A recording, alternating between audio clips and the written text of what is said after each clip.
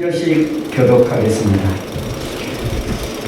예수님의 소문이 널리 퍼져 마침내 헤롯 왕의 귀에까지 들어갔다.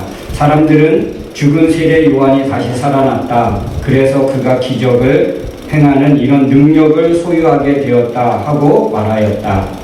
어떤 사람은 그를 엘리야라고 말하고 또 어떤 사람은 이르되 예언자와 같은 분이라고 하였으나 헤롯은 듣고 내가 못 베어 죽인 요한이 다시 살아났다 하였다.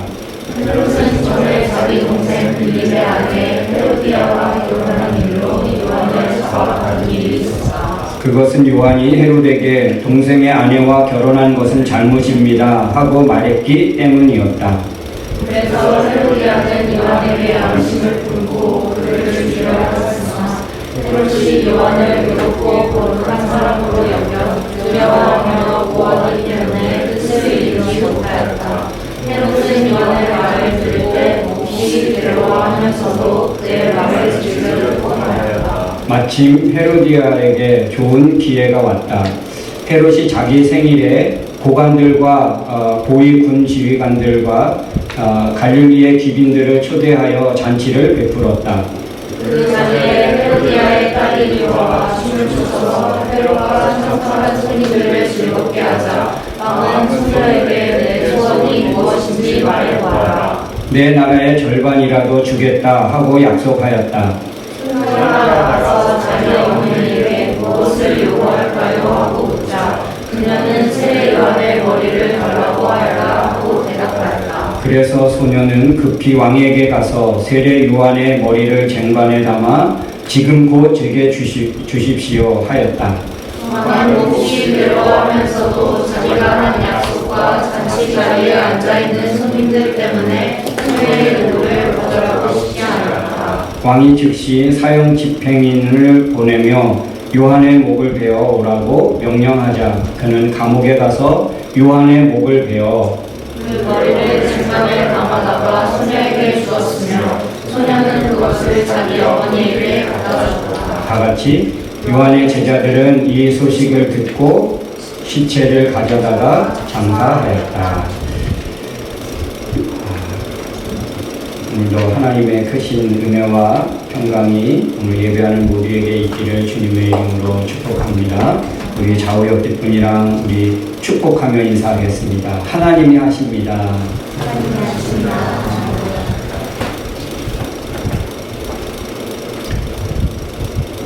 여러분, 사람은 언제 행복할까요? 여러분 행복하십니까? 여러분 언제 사람은 행복할까요? 이럴 때 사람은 행복하다고 합니다. 첫 번째는 사랑할 때, 사랑하고 사랑받을 때. 우리는 뭔가 좀 많이 갖고 누려야 행복하다고 우리는 흔히 생각하는데 사람의 행복은 사랑할 때, 사랑을 하고 아니면 사랑을 받을 때. 그러니까 행복은 관계 속에서 온다는 것을 알 수 있겠죠. 그리고 감사할 때 사람은 행복하다고 합니다. 감사할 때. 여러분 크고 특별한 일이 없어도 웃을 수 있고 또 내가 지금 가지고 있는 것 비록 적지만 그것들에 감사할 때, 숨 쉴 수 있는 것에 감사할 수 있을 때, 이렇게 어떤 크고 특별한 일이 있어서 감사한 것이 아니라 지금 내 삶 가운데 하나님이 누리게 하시고 허락하신 것들에 감사할 때, 일상의 모든 삶에서 우리가 감사할 때 그 사람은 행복할 수 있고 행복한 사람이다 라고 말할 수 있을 거예요. 세 번째는 비우고 내려놓을 때 행복하답니다.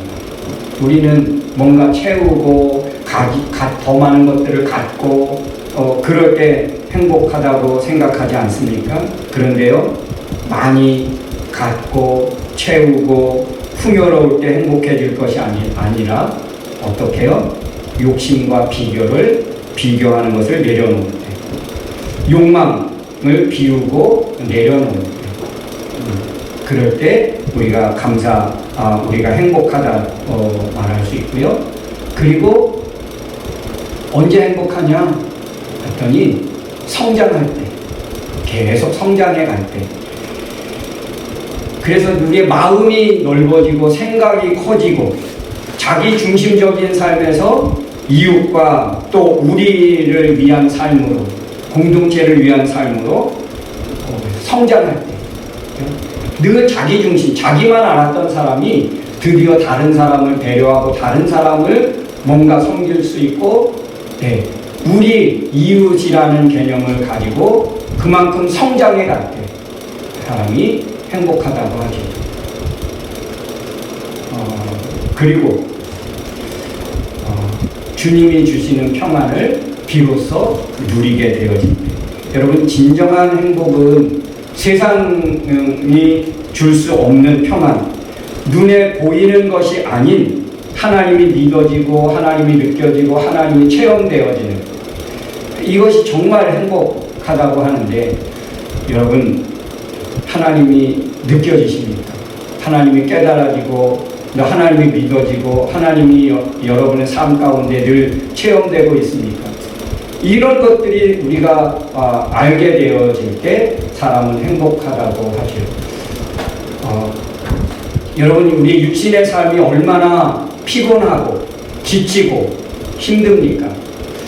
행복, 세상 사람들이 말하는 행복을 찾아서 살아간다면 어쩌면 우리는 평생 행복하지 못할 수 있어요. 세상의 관점으로 보면, 세상의 눈으로 보면 우리는 평생 만족할 수 없고 평생 행복하게 살 수 없을 것입니다. 어쩌면 우리는 평생 불행할 수 없고 불행하게 될 거고, 우리는 내가 그런 만족한 삶을 살 수 없을 수도 있습니다. 그러나 누군가를 사랑하고 내가 있는 것에 감사하고 그리고 지금 있는 것을 족하면서 감사하고 끊임없이 더 비우고 끊임없이 내가 더 성장하고 그리고 보이는 것만 쫓아가지 않고 하나님을 잊지 않고 늘 그렇게 삶 가운데 하나님을 느낄 때, 그럴 때 우리가 행복하다고 하는데, 여러분, 지난 6개월 어떠셨습니까? 정말 행복하셨습니까? 지난 6개월을 되돌아보면서 여러분, 후회하지 않고 비관하지 말고 남은 앞으로의 6개월이 있으니까 꼭 행복해지기를 주님의 이름으로 축원하고 삶의 노선을 여러분 새롭게 하는 그런 시간이 되었으면 좋겠습니다. 우리 말씀에 보면 우리 마가복음 6장 우리 지난번에 이제 짧게 보면 예수님이 고향에 가셨죠. 고향에 가신 예수님을 사람들은 어떻게 했습니까? 야, 우리 마을에서 위대한 사람 났다. 우리 고장에서 정말 위대한 사람 태어났다. 막 기도하면 병이 떠나고 귀신이 떠나고, 야, 정말 놀라운 사람이 났다. 여러분, 환영하고 정말 기뻐했을까요? 아니요. 고향에서 예수님이 어떻게 하셨다? 배척받았어요. 그래서 고향에서는 큰 어떤 사역과 풍성한 그런 어떤 역사가 일어나지 않았다라고, 소수의 사람들만 고치고 회복되는 일이 있었다 그랬죠. 그리고 그래서 예수님은 이제 거기서 고향에서 나오셔서 2명씩 제자들을 다른 지역에 이제 보냈지요. 그래서 제자들이 나가서 복음을 전하고 병자를 고치고 귀신을 물리치고 그렇게 큰 그런 사역을 감당하고 돌아왔습니다. 그래서 얼마나 제자들이 흥분해서 자기들의 행한 일, 마치 자기들의 능력인 것처럼 얼마나 흥분해서 왔던지, 우리가 가서 기도했더니 말씀을 전했더니 귀신이 떠나고 병자가 고쳐지고 뭐 놀라운 일이 일어났다고 그렇게 막 사역 보고를 하죠. 그리고 나서 예수님이 오늘 예수님의 소문이 그래서 이제 많은 사람에게 퍼지게 되었는데, 오늘 누구에게까지 예수님의 소문이 전해지게 되었다고요? 왕궁에까지, 헤롯이 있는 왕궁에까지 전해지게 됐고, 드디어 헤롯 왕까지 예수님의 소식을 듣게 되었다는 것입니다. 그러니까 제일 먼저 들어야 할 백성들의 소식을 어떻게 해요? 제일 마지막에 듣게 되었다는 거죠.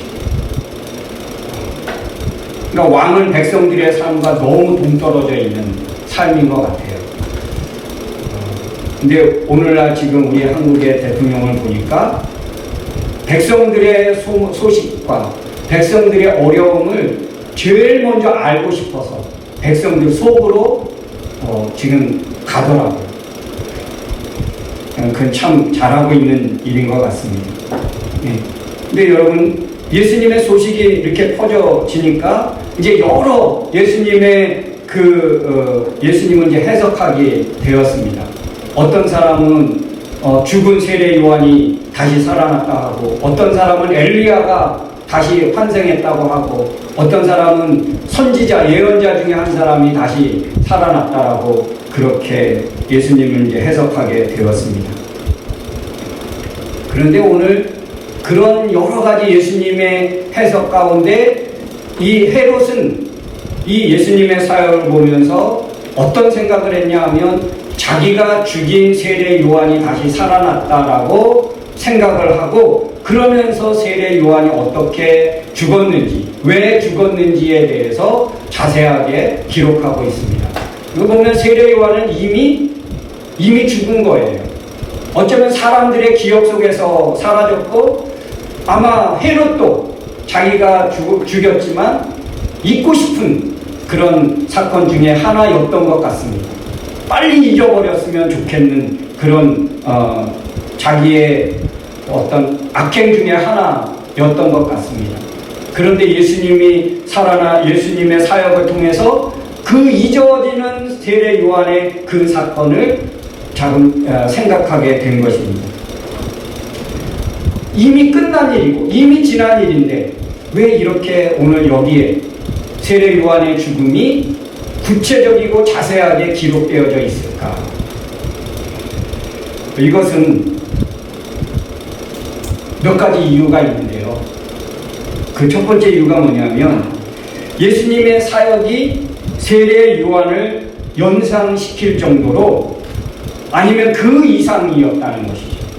그래서 억지로 묻어둘 수 없는, 다시 생각할 수밖에 없는 그런 헤롯의 죄, 사람들의 그런 죄의 모습입니다. 그래서 헤롯이 어떻게 해요? 불안해하고 있는 상태입니다. 내가 죽였던, 억울하게 죽인 세례 요한이 다시 살아나서 그 자기의 억울함을 갚으려 하지 않을까? 그런 불안함이 헤롯에게 있었던 것 같습니다. 그리고 두 번째는, 왜 지난 일, 세례 요한은 이미 죽었는데 이 지난 세례 요한이 죽었을 그때의 그 죽음을 기록하고 왜 죽었는지, 어떻게 죽었는지 구체적이고 자세하게 기록하지 않고 이미 죽었는데 이렇게 나가는 지금 자세하게 기록하고 있을까? 이것은 마태의 어떤 지금 이제 이 글로 쓴 거잖아요. 이게 문학 형식이죠. 우리 드라마를 보더라도 순차적으로 잘 쓰지 않고 지난 일을 또 그렇게 할 때가 있습니다. 이것은요, 뭔가 강조하고 있는 거예요. 세례 요한의 사역과 예수님의 사역과, 그리고 그 세례 요한을 죽게 한 사람들에 대한 그 마음, 심리적인 상태, 이런 것들을 복합적으로 지금 강조하고 있는 것이지. 어쩌면 이 표현 방식은 마가가 주로 사용했던 표현 방식 중에 하나입니다. 이런 것이죠.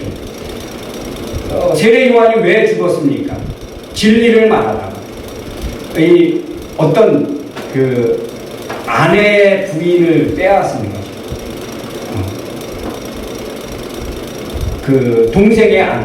동생의 아내를 자기가 빼앗은 거죠. 말씀해 보니까. 그래서 그거를 이제 세례 요한이 지적한 거예요. 복음을 전하고 믿음의 길을 사는 사람들에게 종종 나타나는 그런 일이죠.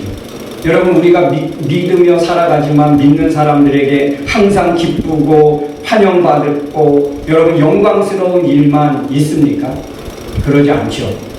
때로 생명을 잃을 수도 있고 때로 슬프고 답답한 일도 괴로운 일도 여러분 만날 수 있습니다. 많은 사람들에게 아니면 가장 친한 사람들에게 거절당할 수도 있습니다. 여러분, 사람들에게 거절을 당해 보셨습니까? 내가 정말 사랑하고 섬기고 베풀었는데 오히려 그 사랑과 헌신을 헌신짝처럼 그렇게 취급당할 때 내가 정말 아끼고 사랑했는데 거절을 당하죠. 그런 적이 우리는 있을 수 있습니다. 거절당할 때 우리는 어떻습니까? 누구에겐가 여러분 배신을 당해 보셨습니까? 그러면 어떻습니까? 하나님 정말 계실까? 그런 의심도 들게 되고, 야, 내가 믿음으로 해봤자 소용없네. 그럴 수도 있을 것 같고. 여러분, 아주 굉장히 복합적인, 아주 애매한, 믿지만 정말 애매한 생각이 들을 때가 많지요.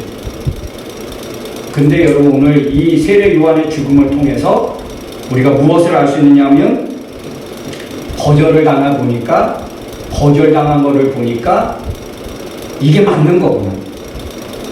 믿음이 진짜구나. 성경이 진리구나.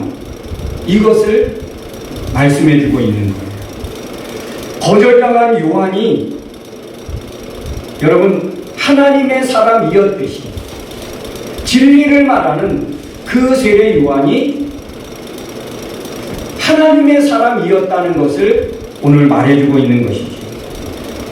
사랑하는 성도 여러분, 거절당한 아픔 때문에 좌절하고 낙심하고 다시는 내가 사랑하나 봐라, 내가 다시는 전도하나 봐라, 아니면 내가 다시는 내가 베푸는 헌신하고 누군가에게 베푸나 봐라, 이게 아니라 이렇게 하면 사탄에게 지는 것이고요, 하나님의 은혜를 모르는 사람입니다. 이건 반쪽짜리 신앙이죠. 그러나 여러분, 요한의 순교 이야기를 통해서 거절당한 아픔보다 하나님의 은혜가 더 크다는 것을 반증하고 있는 것이죠. 요한의 순교 이야기는 단지 과거의 기록이 아니라 마가복음을 듣고 있는 그 시대의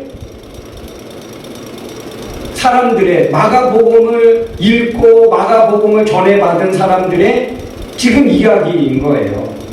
지금 고난 중에 있는 그들 중에 한 사람의 이야기일 수 있다는 것입니다.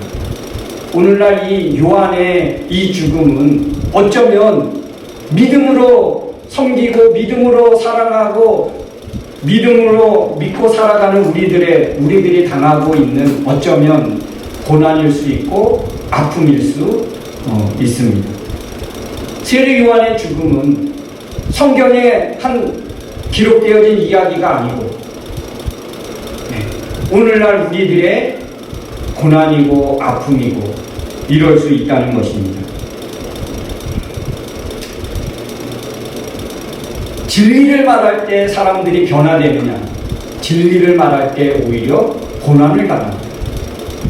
사도행전에 보면 초대교회 7 집사님 중에 하나인 스데반은 어떻습니까? 진리를 말해요. 옳은 것을 말해요. 이 예수님의 죽음에 대해서 유대인들의 너희들의 믿음이 없고 너희들이 율법을 잘못 해석해서 너희들이 메시아를 죽였다라고 할 때 그들이 오히려 분노해서 그 스데반을 향하여 돌을 던지고 스데반은 돌에 맞아 순교를 하게 되었죠. 이것처럼 여러분, 이 스데반의 죽음이 그래서 헛되게 끝났느냐? 아니죠. 이 스데반의 죽음을 하나님이 인정하시고 그의 죽음이 헛되지 않게 하시고 하나님의 은혜가 더 크게 역사하게 되었죠. 스데반의 죽음을 하나님이 외면하지 않습니다. 스데반이 돌에 맞아 죽을 때에 스데반의 환상을 보는데 보좌에 앉아 계셨던 예수님이 일어나셨어요. 그렇게 표현되고 있다. 그냥 그의 죽음을 지켜보고 있는 게 아니라 벌떡 일어나서 안타까워하고 그랬던 예수님 하나님의 반응을 보여주고 있는데 이것은 스데반의 죽음을 그냥 외면한 것이 아니고 고통받아 죽어가는 그 스데반의 모습을 예수님이 안타까워서 하나님이 그 자리에서 벌떡 일어나시는 그 모습을 그려주고 있습니다. 여러분, 거절은 실패가 아닙니다. 하나님의 사람들이 가는 길의 일부인 거예요. 우리가 종종 거절당하는 것들은 믿음이 없어서 하나님이 외면해서가 아니라 하나님의 사람들이 이 세상을 살아갈 때 겪게 되는 삶의 한 부분이라는 것입니다. 세상은 거절해도 하나님은 어떻게 한다고요? 하나님은 기억하신다는 것입니다. 사람의 인정보다 하나님의 선택이 더 크다는 것을 우리에게 보여주고 있지요. 사랑하는 성도 여러분, 거절당한 아픔보다 우리에겐 믿음의 사람들에게는 항상 은혜가 더 크다는 것을 여러분 우리는 기억해야 할 줄로 믿습니다. 거절당한 아픔에 붙잡히지 말고 은혜가 더 크다. 그래서 믿음을 선택하고 하나님을 선택하는 그런 믿음과 지혜가 있기를 주의 이름으로 축원합니다. 세례 요한의 죽음은 그냥 허무하게 끝난 게 아니라 오히려 예수님이 그렇게 말씀하시죠.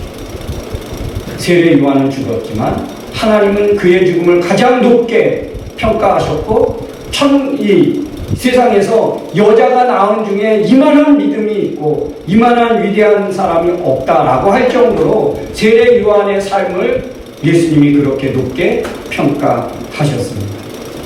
세례 요한 거절당함으로 하나님의 사람인 것이 확증됐고 하나님의 진정한 사람이라는 것을 많은 세계에 오히려 드러내준 그런 사건입니다.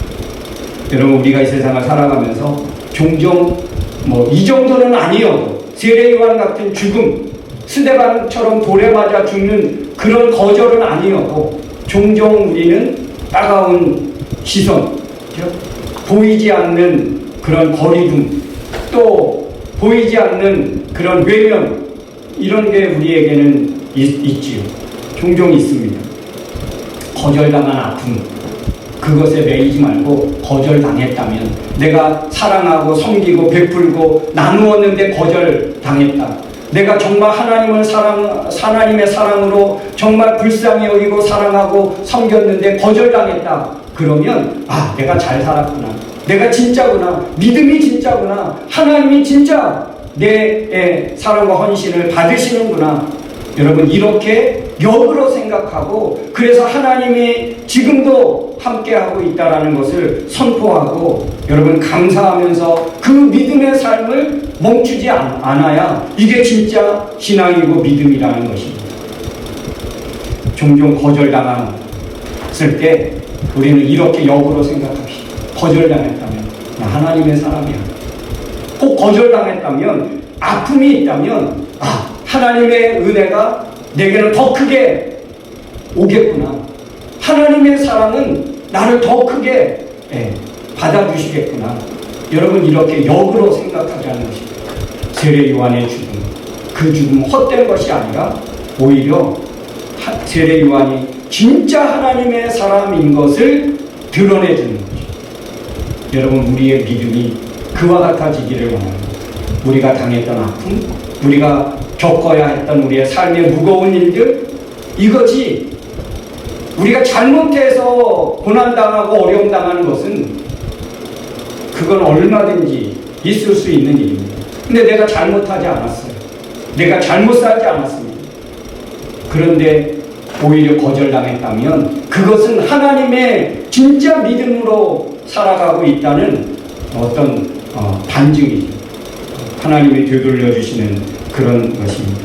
그래서 거절당했다고 낙심하지 말고 오히려 하나님 앞에 감사하며 내게 하나님의 더 큰 은혜가 있을 수 있다. 이 삶을 하나님이 기억하신다. 여러분 이렇게 반대로 역으로 생각하면서 우리가 더 믿음으로 굳건히 서 나갈 수 있기를 주님의 이름으로 축원합니다. 이 시간 찬양합니다.